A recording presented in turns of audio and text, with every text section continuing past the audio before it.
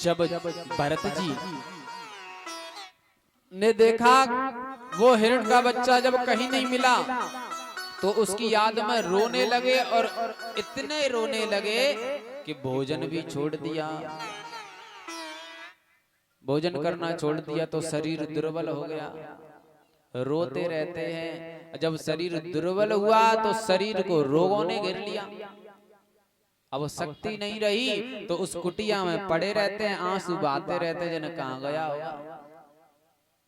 किसी ने मार तो नहीं दिया, उसने कुछ खाया होगा कि नहीं खाया। ये मोह बहुत बुरी चीज है।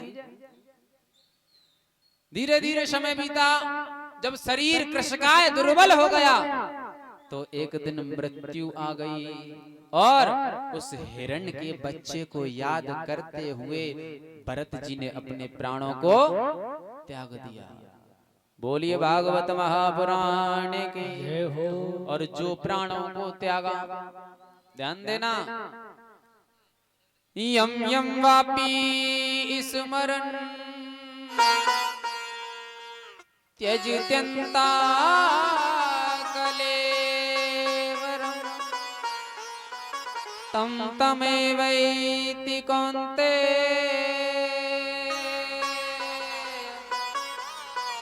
सदा तद्भावितः। भगवान कृष्ण गीता में कहते हैं अर्जुन से कि हे अर्जुन, ये मनुष्य जब मरता है और अंत समय पे जिसको याद करता है उसी से संबंधित जन्म धारण करता है। हिरण के बच्चे को याद करते हुए मरे भरत जी और अगले जन्म में हिरण बन गए। कौन बन गए? हिरण। क्यों? क्योंकि मरते समय याद किसकी आई? हिरण की। अब ध्यान देना, बात काम की है परीक्षित जी।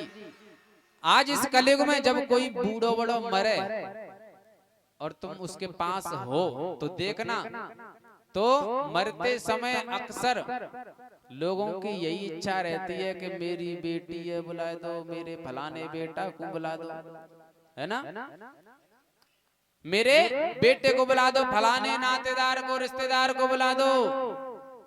और जब ऐसा उनको याद करते हुए, बेटी बेटों को, परिवार को याद करते हुए मरता है तो फिर वहीं बंध जाता है बंधन में। और उसी घर में कभी गधा बन के आता है, कभी कुत्ता बन के आता है, कभी सांप बन करके आता है, तो कभी गाय और बैल बन करके आता है।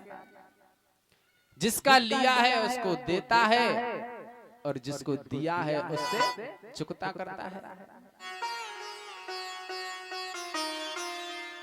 श्री सुखदेव जी वर्णन करते हैं, राजन, अंतमति सुगति, हिरण बन गए, लेकिन पूर्व जन्म में जो भजन किया ना, इसलिए याद है कि कहां तो मैं चक्रवर्ती सम्राट राजा भरत हुआ करता था और कहां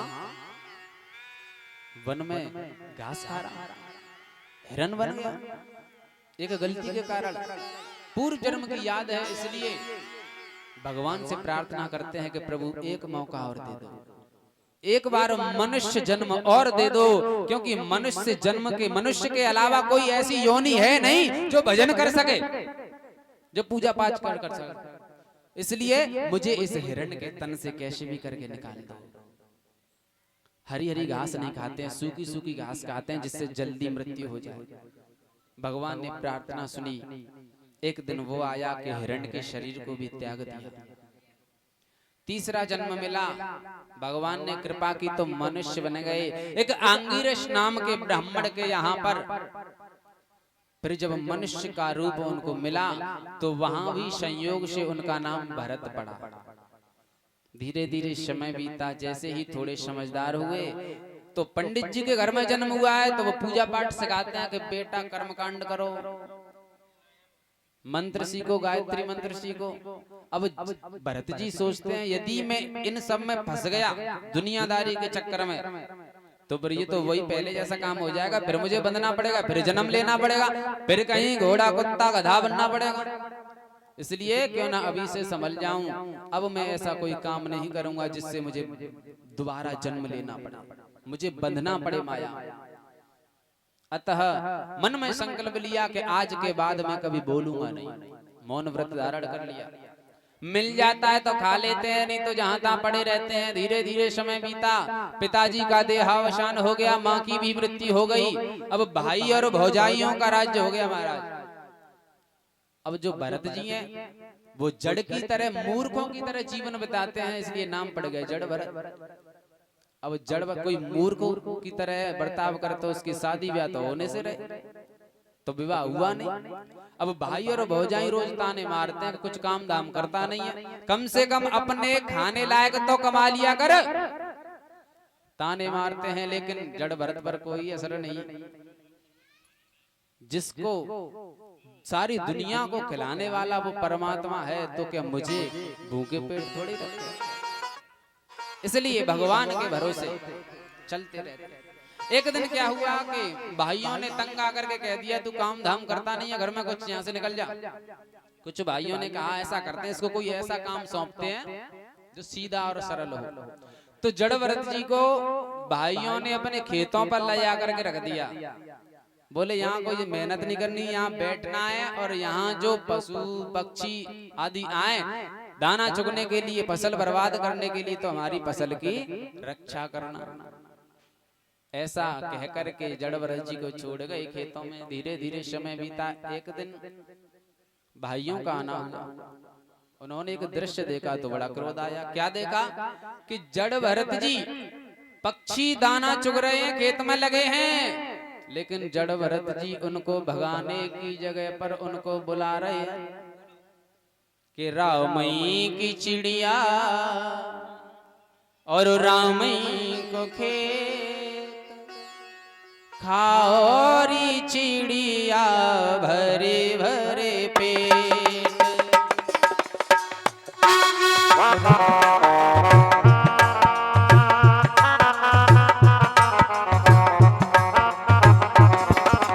राम जी की चिड़िया राम जी के खेत, खाओरी चिड़िया भरे भरे पेट।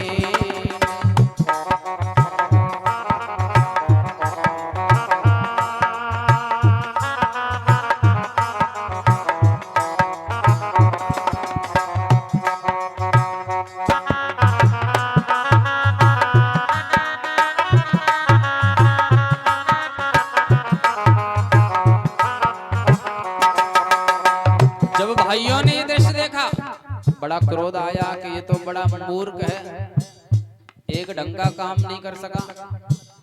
तो डांटा आकर के। अब जड़ भरत जी मन में विचार करते हैं कि उसी परमात्मा ने मुझे बनाया, उसी परमात्मा ने इन खेतों को बनाया, सारी दुनिया को बनाने वाला वो है, इन चिड़ियों को भी बनाने वाला वो ही है। अब उसी की वस्तु और उसी के लोग खाएं तो फिर मैं बीच में टांग क्यों उड़ाऊं। तुझ में राम शब में राम समाया है।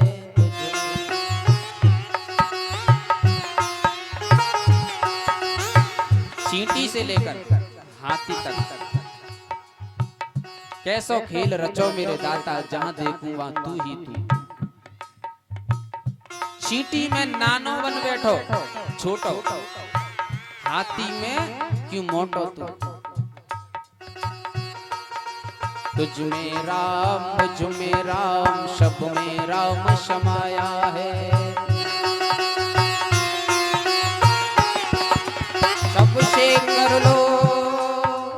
सबसे कर लो प्यार, जगत में कोई नहीं पराया। बोलो राम राम राम, बोलो राम राम राम, बोलो राम राम राम।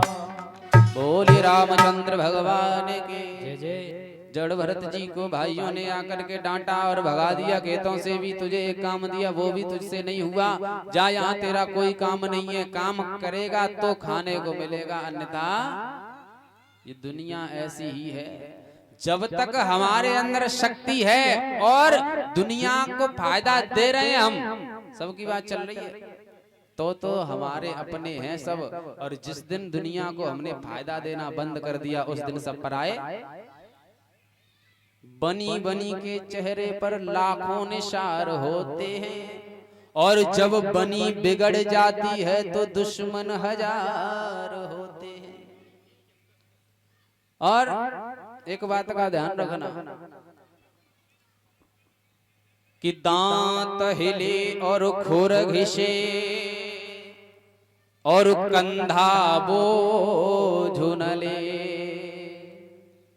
ऐसे बूढ़े बैल कौन बांध घुस दे। बैल आपने देखा होगा, पहले बैल से जुताई होती थी, जब तक शक्ति है तब तक खूब जोता, लेकिन जैसे जैसे उसकी शक्ति खत्म हो गई, उसके खुर घिस गए, दांत हिल गए, तो उस दिन से भूसा उसका कम कर दिया, चारा भी उसका कम कर दिया। पहले खूब खवाई होती थी, क्योंकि पहले स्वार्थ था, मतलब था। सुर नर मुन सबकी यही रीति, स्वार्थ लागे करें सब। सुखदेव जी वर्णन करते हैं कि राजन जड़ भरत जी को जब खेतों से भी भगा दिया तो विचार करने लगे, चलो ये भी अच्छा हुआ, क्योंकि जो कुछ होता है परीक्षित जी वो भगवान की मर्जी से ही होता है, और जो होता है वो अच्छे के लिए होता है। जो हुआ अच्छा हुआ, जो हो रहा है अच्छा ही होगा, जो अच्छा ही होगा। जड़ भरत जी विचार करने लगे, चलो इस मोह माया से भी छूटा, अब दिन भर रात दिन भगवान का भजन करेंगे। अब तो जहां तहां पड़े रहते हैं, मिल जाता है तो खा लेते हैं, बस भगवान की मस्ती में मस्त रहते हैं। धीरे धीरे दौड़ते हुए, चलते हुए, भटकते हुए जड़ भरत जी और एक जंगल में पहुंचे। उस जंगल में एक भीलों का कुटुंब रहता है। एक शिला पर एक दिन बैठे हुए थे, जड़ भरत जी भगवान का भजन कर रहे थे, तभी वहां कुछ भील आए और उन्होंने जड़ भरत जी को पकड़ लिया और पकड़ करके ले गए अपने सरदार के पास, और सरदार से कहा कि लो सरदार जी, आपने कोई हट्टा कट्टा व्यक्ति में बताया था ना कि लेकर के आओ, तो हम इसे लेकर के आए, ये बहुत हट्टा कट्टा है। सरदार ने कहा कि हट्टा कट्टा है तो हम इसकी बलि देंगे मैया काली को, जिससे काली मैया प्रसन्न होकर के हमें वरदान देंगी। तो बलि देने के लिए जड़ भरत जी, अब जड़ भरत जी ने कुछ कहा नहीं कि मुझे मत पकड़ो, क्योंकि न बोलने का नियम है, मौन व्रत धारण किया है, जो कुछ हो रहा है वो होने दो। तो नहला धुला करके भीलों के सरदार ने काली मैया की बलि देने के लिए और मैया काली के सामने खड़ा कर दिया। जैसे ही खड़ग का प्रहार करना चाहा भीलों के सरदार ने जड़ भरत जी पर, उधर काली मैया की मूर्ति हिल गई कि ये भगवान का भक्त और मेरे आगे आकर के खड़ा है, अब मैं अपने आंखों के आगे इसकी बलि चढ़ जाने दूं, ऐसा नहीं होना चाहिए। मैया काली उसी समय कहते हैं कि जैसे ही भरत जी को मारने के लिए वो सरदार तलवार उठाता है कि अचानक से मैया काली की मूर्ति तड़तड़ाती हुई फट जाती है और उसमें से भगवती काली मैया प्रकट होती है। बोली काली मैया एकदम से प्रकट होकर के और हाथ में खड़ग तलवार लेकर के उन भील और भीलों के सरदार सहित समस्त दुष्टों का संहार कर देती हैं। सबका वध करने के बाद में जड़ भरत जी को जब देखा तो जड़ भरत जी ने प्रणाम किया मैया को, हे माँ मेरा आपको प्रणाम है, आपने मेरी रक्षा की। तो मैया काली ने वरदान दिया कि मैं तुम्हें वरदान देती हूँ कि परमात्मा तुम्हें जल्दी मिलेंगे। वरद हस्त रखा जड़ भरत जी के सिर पर मैया काली ने। हे राजन परीक्षित, वहां से जड़ भरत जी चलते चलते एक शौभरी नाम के देश में जा पहुंचे, जहां का राजा है रहुगढ़। और उस राजा का एक नियम है रहुगढ़ राजा का कि वो प्रतिदिन परीक्षित जी कपिल भगवान के दर्शन करने के लिए जाता था गंगा सागर, और पालकी में बैठ करके जाता था। पालकी को 4 कहार उठाते। एक दिन क्या हुआ कि अपने कहारों से राजा रहुगढ़ ने कहा कि हमें कपिल भगवान के दर्शन सत्संग के लिए जाना है, आप आओ और पालकी तैयार करो। तो उन कहारों में से 3 कहार आए और आकर के राजा रहुगढ़ से बोले कि हे राजन, हम तो 3 कहार हैं और पालकी के लिए 4 कहारों की जरूरत है।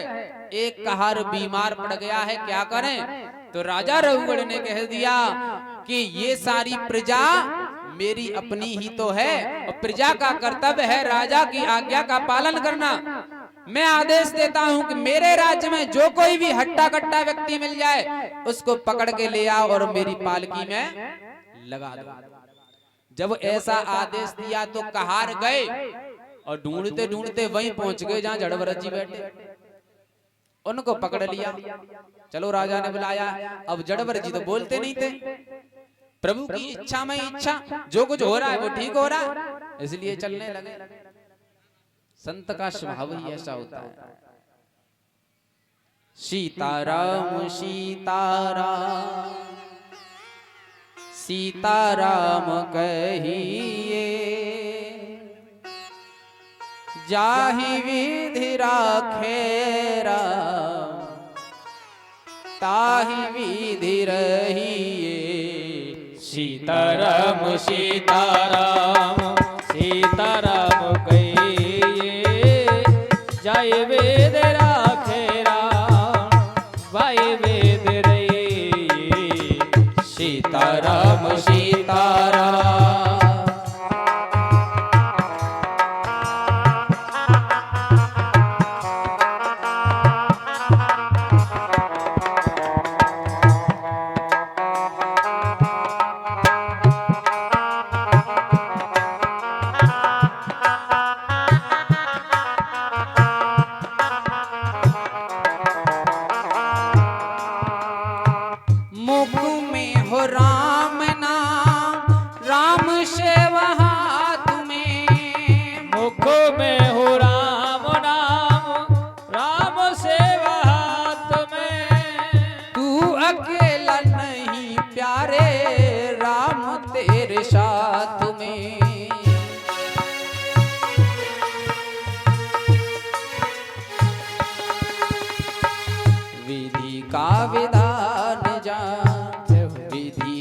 विधान जान, हानि लाभ सहिए। जाहि विधि राखेरा ताहि विधि रहिए। सीताराम सीताराम सीताराम कहिए, जाहि विधि राखेरा ताहि विधि रहिए। सीताराम सीताराम।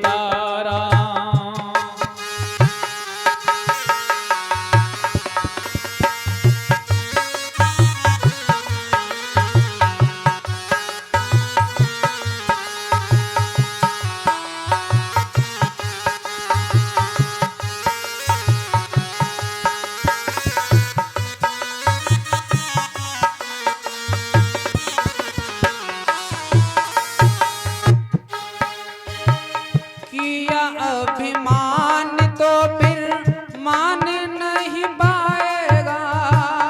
किया अभिमान फिर मान नहीं पाएगा। होगा प्यार वही जो श्री राम जी को भाएगा। होगा वही प्यारे जो मेरे राम जी को भाएगा। फल आशा त्याग कर, फल आशा त्याग शुभ काम करते रहिए। जाहि विधि राखेरा ताहि विधि रहिए। सीताराम सीताराम सीताराम कहिए, जाहि विधि राखेरा वाय वेद रहिए। सीताराम सीताराम।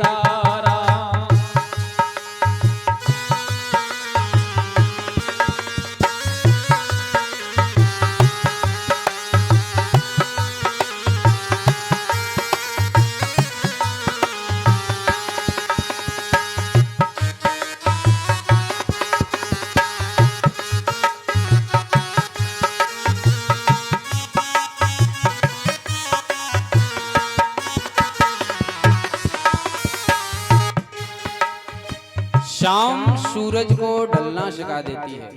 परीक्षित जी, शाम सूरज को ढलना सिखा देती है, शम्मा परवाने को जलना सिखा देती है।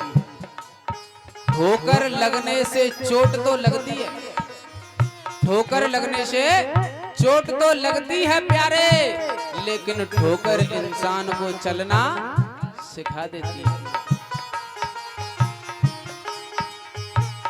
जिंदगी की डोर सौंप हाथ दीनानाथ के, जिंदगी की डोर साधो हाथ दीनानाथ के, महलों में राखे चाहे झोपड़ी में वास दे। ओ महलों में राखे चाहे झोपड़ी में वास दे। धन्यवाद निर्विवाद, धन्यवाद निर्विवाद, राम राम कहिए जाहि विधि राखेरा, ताहि विधि रही। सीताराम सीताराम सीताराम कहिए जय वेद राखेरा वाये वेद रही।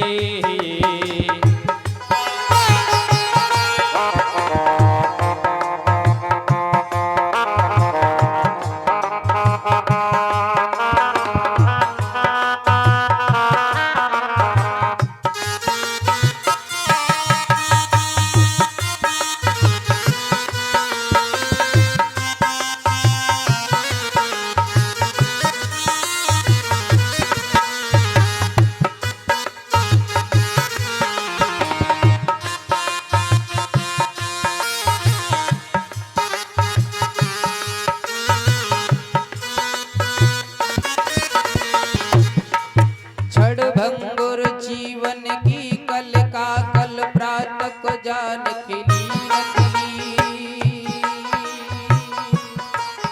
मलयाचल की सुच शीतल मंद सुगंध शमीर चली न चली।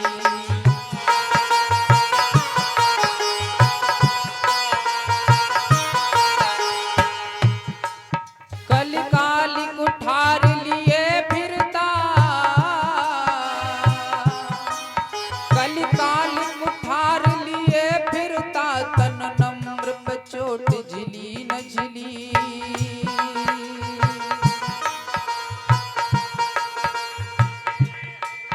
रट ले हरि नाम अरी रसना, तू अंत समय पहले नहली तू अंत समय पहले नहली तू अंत समय पहले नहली।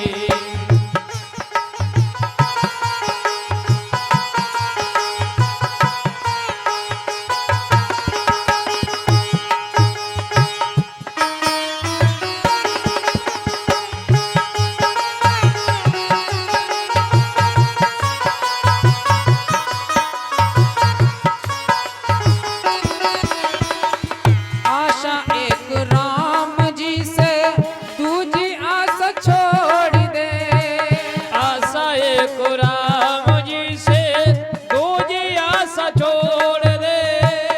आशा एक राम जी से नाता एक राम जी से दूजा नाता तोड़ दे। साधु संग राम रंग, साधु संग राम रंग, अंग अंग रंगिए जाहि विधि राखेरा, ताहि विधि रही। सीताराम सीताराम सीताराम कहिए जाहि विधि राखेरा, ताहि विधि रही। सीताराम सीताराम सीताराम कहिए जाहि विधि राखेरा, ताहि विधि रही। बोलिए रामचंद्र भगवान की जय हो। श्री सुखदेव जी वर्णन करते हैं कि हे राजन, जब जड़ भरत जी को पकड़ लिया कहारों ने और ले जाकर के राजा रहुगढ़ की पालकी में लगा दिया। राजा पालकी में बैठ गए। अब जो जड़ भरत जी है ना, वो पालकी में आगे की साइड में लगे, पालकी चलने लगे। और जब पालकी चलने लगी तो चलते चलते रास्ते में जड़ भरत जी को कुछ चींटियों की लाइन दिखाई दी। क्या दिखाई दिया? चींटियों की लाइन। अब जड़ भरत जी ने सोचा कि यदि मैं सीधा सीधा चलता रहा तो इन पर पैर पड़ जाएगा और पैर पड़ने से ये मर जाएंगे और जीव हत्या करना पाप है। यदि मैं जीव हत्या करूंगा, इनको मार दूंगा, तो कर्म बंधन में बंधना पड़ेगा, फिर जन्म लेना पड़ेगा, फिर मैं चींटी बनूंगा, ये मुझे मारेंगे, तभी तो कर्म चुकेगा। इसलिए जीव हत्या नहीं करनी चाहिए। तो उन चींटियों को बचाने के लिए जड़ भरत जी ने जोर की छलांग लगा दी। और जैसे ही महाराज छलांग लगाई, पालकी लगी। और जो पालकी हिली तो राजा का सिर पालकी में टकरा गया। एकदम से राजा ने आवाज लगाई, मूर्ख हो क्या, चलना नहीं आता? जो ऐसा कहा, बेचारे 3 कहार जो थे ना पहले के, सक पका के डर गए, कांपने लगे। हाथ जोड़ के बोले, महाराज जिन नयो कहार आयो जा पर चलवे ना आवे, हम तो चलना जानते हैं। बोले इसको समझा दो, पता नहीं है मैं राजा हूं, दंड दे सकता हूं। तीनों कहार जड़ भरत जी से बोले, भैया ने ठीक ठाक चल रहे, काय को अपने संग में हमें मरवाए डाल। सुखदेव जी वर्णन करते हैं, राजन आगे बढ़ी पालकी और उधर जैसे ही आगे बढ़ी तो फिर चींटियां दिखाई दी। रास्ता है, रास्ते में तो चींटी चींटा मिले। जब चींटियां दिखाई दी तो उनको बचाने के लिए फिर छलांग लगा दी। और जो फिर छलांग लगाई तो फिर पालकी ली, राजा का सिर फिर टकरा गया। राजा एकदम से और ज्यादा क्रोधित हुआ, बोला, चलना नहीं आता क्या तुमसे? तीनों कहार फिर बोले, महाराज ये चलना नहीं जानता, पता नहीं कैसे चल रहा है। अब जड़ भरत जी को लक्ष्य करके वो राजा रहुगढ़ क्रोध भरे स्वर में कहने लगा, ए मूर्ख, दिखने में तो इतना हट्टा कट्टा है, इतना खाता पीता है, इतना मोटा ताजी है, फिर भी तुझे आज तक तूने चलना नहीं सीखा? तुझे पता नहीं मैं राजा रहुगढ़ हूँ, रहुगढ़, मैं तुझे मृत्यु दंड दे सकता हूँ। और क्या जिंदा ही मर गया है? जिंदा ही जीवित ही मर गया है क्या? जो ऐसे शब्द कहे तो जड़ भरत जी का माथा टनक गया। अब विचार करने लगे कि यदि मैं आज 40 वर्ष का हो गया और 40 वर्ष तक मैं बोला नहीं, और यदि मैं आज नहीं बोला तो ये राजा अहंकारी का अहंकारी रहेगा। लोग इससे तो कुछ नहीं कहेंगे, लेकिन इतिहास आगे चल करके भविष्य में दुनिया मुझे दोषी ठहराएगी, मुझे ताना मारेगी, मुझसे कहेगी कि राजा तो अहंकारी था ही, लेकिन जड़ भरत जैसे संत ने और जिस अहंकारी राजा को कंधा दे दिया, फिर भी वो अहंकारी का अहंकारी रह गया, दुनिया मुझसे कहेगी। फिर संतों के संग का प्रभाव खत्म हो जाएगा। इसलिए जड़ भरत जी ने पालकी को वहीं पर रख दिया। और जैसे ही पालकी रखी, एकदम से जो 3 कहार थे वो घबरा गए, बोले ये तो मरवाएगा। पालकी रखी और एकदम से राजा के सामने आकर के और जड़ भरत जी खड़े हो गए और चिल्ला करके बोले, ए राजन। और जो ऐसे स्वर में तेज आवाज में शब्द सुनाई दिया कि ए राजन, तो राजा भी आश्चर्यचकित हो गए कि इसकी इतनी हिम्मत के मुझसे ऐसे बात कर रहा। पालकी में से निकले, तब तक जड़ भरत जी बोले, क्या कहा तुमने? इतना मोटा ताजी है, हट्टा कट्टा है, आज तक तूने चलना नहीं सीखा, मैं राजा हूं, दंड दे दूंगा। तो सुनो राजन, कान खोल करके, अरे तुम काहे के राजा हो? जो तुमने कहा कि मोटा ताजी हट्टा कट्टा है, तो सुनो, इसका जवाब तो ये है कि इस दुनिया में कोई मोटा है तो कोई पतला है, कोई छोटा है तो कोई बड़ा है, कोई लंबा है तो कोई नाटा है। ये तो शरीर का धर्म है, शरीर का स्वभाव है। और मैं शरीर नहीं हूं। मैं कौन हूं? मैं तो अजर अमर आत्मा हूं। मैं शरीर नहीं हूं, मैं शरीर से अलग हूं। तुम किससे कह रहे हो? यदि तुम मेरे शरीर से कह रहे हो तो फिर तुम बेवकूफ हो, मूर्ख हो। यदि तुम मेरी आत्मा से कह रहे तो ना तो आत्मा मोटी होती है, ना पतली होती है, ना मरती है, ना जन्म लेती है। और सुनो राजन, आपने फिर कहा कि चलना नहीं आता, मैं तुम्हें दंड दे दूंगा। अरे तुम क्या दंड दोगे? कभी तुमने चक्रवर्ती सम्राट भरत का नाम सुना है? सुना होगा। अरे अपने तीसरे जन्म में 3 जन्म पहले मैं ही चक्रवर्ती सम्राट भरत हुआ करता था, और तुम्हारे नाम से तो तुम्हारे इस छोटे से राज्य का नाम नहीं बदला होगा, लेकिन मेरे नाम भरत से इस पूरे देश का नाम बदल गया, भारत पड़ गया। और तुम कहते हो कि मैं राजा हूं। इतनी छोटे से राज्य के राजा होकर के इतना घमंड, इतना अहंकार। और तुमने एक बात और कही थी, तुमने कहा कि चलना नहीं सीखा, चलना नहीं आता। तो उसका जवाब भी सुन लो राजन, मुझे तो चलना बहुत आता है, लेकिन शायद तुमको चलना नहीं आता। आदमी मरने के बाद 4 कंधों पे जाता है परीक्षित जी। कब जाता है 4 कंधों पे? क्यों परीक्षित जी, क्यों मैया? 4 कंधों पे आदमी कब जाता है? बोलो। खाए के ना आई, खाए के आई है ना आई? अच्छा, व्रत किस किस का है? हाथ ऊपर करिए। अच्छा, एक जनी, चलो एक जनी नहीं बोले, एक बंदरिया रूठ जाए तो वृंदावन सुनो ना हो। एक जनी न बोलेगी तो तुम सब होड़ कर खाए कर रही है। आदमी मरने के बाद 4 कंधों पे जाता है। कब जाता है? मरने के बाद। जड़ भरत जी समझाने लगे कि हे राजन, मुझसे कह रहे हो कि जिंदा ही मरे के समान है, लेकिन तुम मरे के समान हो। अरे आदमी मरने के बाद 4 कंधों पे जाता है, तुम तो जिंदा ही 4 कंधों पे जा रहे हो। मरे तुम हो कि मैं मरा हूं? मुझे चलना आता है इसलिए मैं चल रहा हूं अपने पैरों से, लेकिन शायद तुमको चलना नहीं आता इसलिए तुम पालकी में बैठे हो। बोलिए वृंदावन बिहारी लाल जय हो। जो ऐसे शब्द तर्कपूर्ण वचन सुने तो राजा रहुगढ़ का अहंकार नष्ट हो गया। बोले ये तो कोई पहुंचा हुआ महात्मा, ये साधारण व्यक्ति। एकदम से चरणों में गिर पड़े। बोले महाराज, मैं तो अपने आप को बहुत बड़ा समझता था।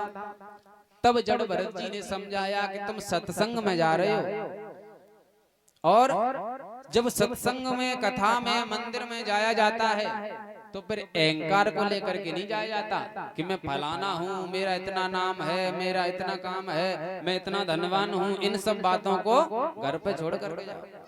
अहंकार को साथ में ले जाओगे तो तुम्हें कुछ नहीं मिलेगा, क्योंकि हृदय एक पात्र है, बर्तन है। किसी बर्तन में यदि दूध भरा हो परीक्षित जी, और हमको उसमें पानी डालना है, तो फिर क्या हम डाल सकते हैं? जो दूध भरा हुआ है पूरा दूध से, तो कुछ और पदार्थ नहीं डाल सकते। हमें यदि कोई दूसरा पदार्थ डालना है तो उसमें से उस पदार्थ को निकालना पड़ेगा। वैसे ही इस हृदय में या तो अहंकार रह सकता है या भगवान रह सकते हैं। यदि भगवान को बसाना है हृदय में तो अहंकार को निकालना पड़ेगा। जैसे म्यान में 2 तलवार नहीं रह सकती, उसी प्रकार हृदय में भगवान के साथ में अहंकार नहीं रह सकता। जब ऐसा ज्ञान का उपदेश दिया, राजा रहुगढ़ का अहंकार नष्ट हुआ और जड़ भरत जी ने राजा रहुगढ़ को अपना शिष्य बनाया। मत पाप कमा इस जीवन में, प्रिय पुण्य कमा करके धर जा। मन चंचल है विषयांचल में, न लपेट इसे कुछ तो कर जा। ये दुर्लभ देह मिले न मिले, शुभ कर्म अभी यही कर जा। और गिरजापति के पद पंकज में गिर जा गिर जा गिर जा